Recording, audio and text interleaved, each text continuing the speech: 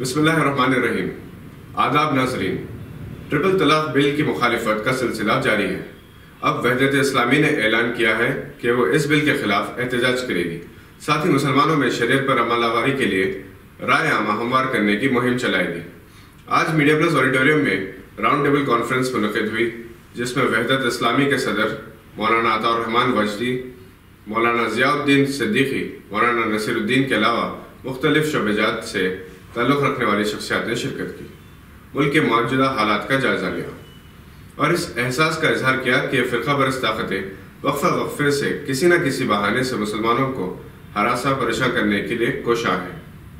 کبھی بیف کے بہانے لنچنگ، تعلیم کو بھگوا کرنے کی کوشش، شریعت میں مداخلت، یونیفارم سول کوڈ کو نافذ کرنے کی سازش، ان سب سے مقابلے کے لیے خود مسلمانوں کو متحد ہونے کی ضرورت ہے اور وہ اس بات کو طے کر لیں چاہے کچھ بھی ہو جائے شریعت پر عمل کرتے رہیں گے۔ یہ تھی آج کی خاص خبر۔ ہم پھر حاضر ہوں گے ایسی ہی ایک خبر کو لے کر۔ دیکھتے رہیے گواہ۔